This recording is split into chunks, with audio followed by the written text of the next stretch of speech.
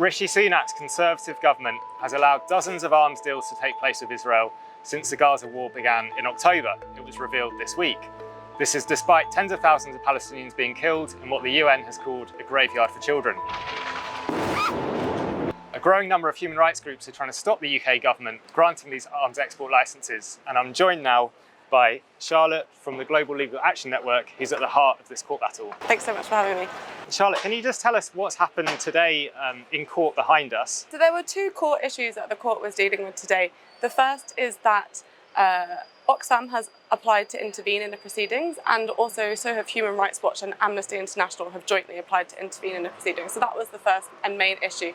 The second issue that the court dealt with is that the government has applied to have closed material proceedings, whereby a lot of the proceedings will be held in private proceedings, which the claimant and the claimant's lawyers won't have access to the evidence. So there's now 5 human rights groups involved: Al-Haq, the Palestinian group, yourself, Oxfam, Human Rights Watch and Amnesty. The claimant is Al-Haq, the Palestinian human rights organisation, which I represent, and then Oxfam, Human Rights Watch, Amnesty International, and also Campaign Against Arms Trade has indicated their intention to apply to intervene. What's the advantage of having so many different human rights groups involved in a case like this for people who aren't so familiar with how judicial reviews work? I think the advantage is essentially that each of those individual groups really offers their specific expertise. So obviously, from our perspective, it's important that Al-Haq is the claimant because it's a very, very well-established, well-respected Palestinian human rights NGO that has been operating since 1979. But the value of the others is maybe as follows. So Oxfam is obviously primarily delivering humanitarian aid.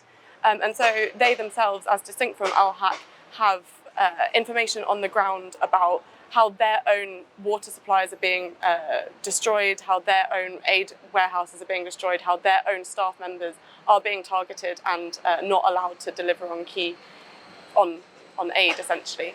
And then Amnesty and Human Rights Watch, they are obviously more kind of international.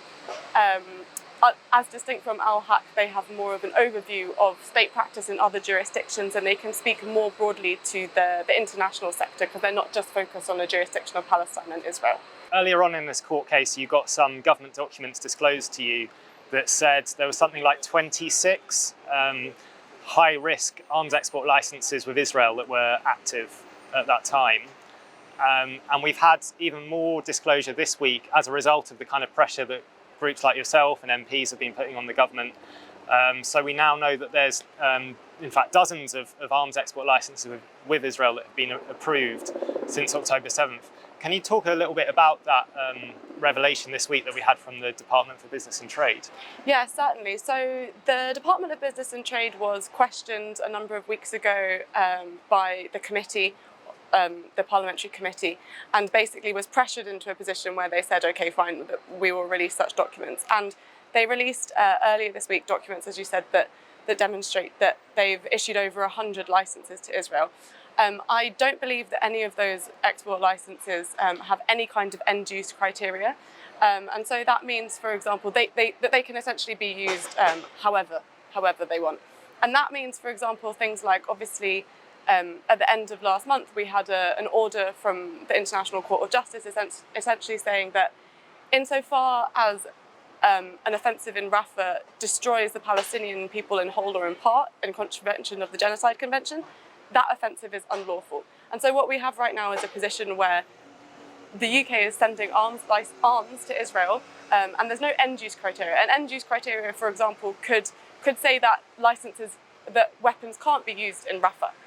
But those don't exist. So yeah, I think I want to say it's a shocking revelation, but I actually don't think it's a shocking revelation. I think it's kind of in line with what we would have expected from the shameful way that the government has conducted itself. And we've seen in the breakdown of those licenses, it includes things like heads-up displays for military aircraft, which can obviously be used for targeting.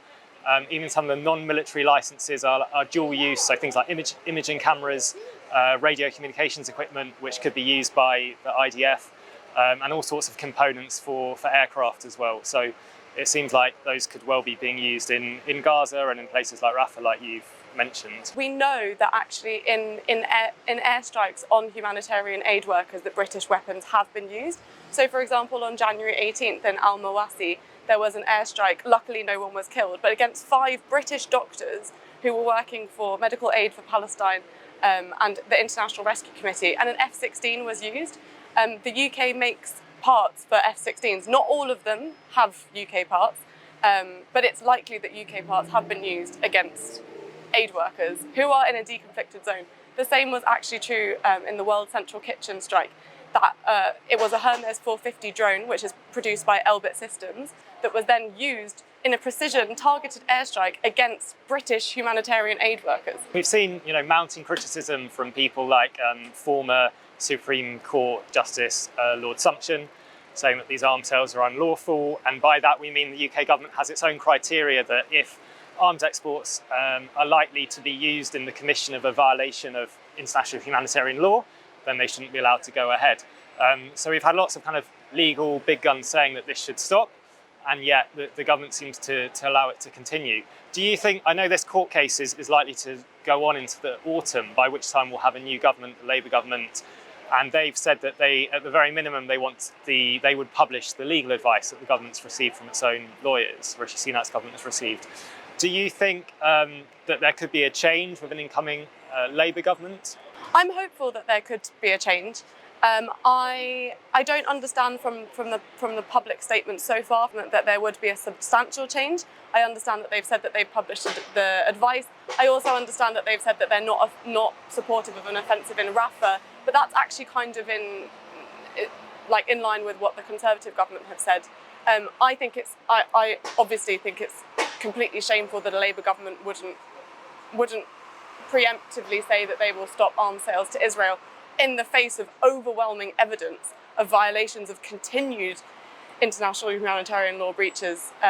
But I wouldn't really be placed to comment further than that. Whichever government it is, you'll be here in court. Yeah, and they'll have to come to court and defend this really shameful record.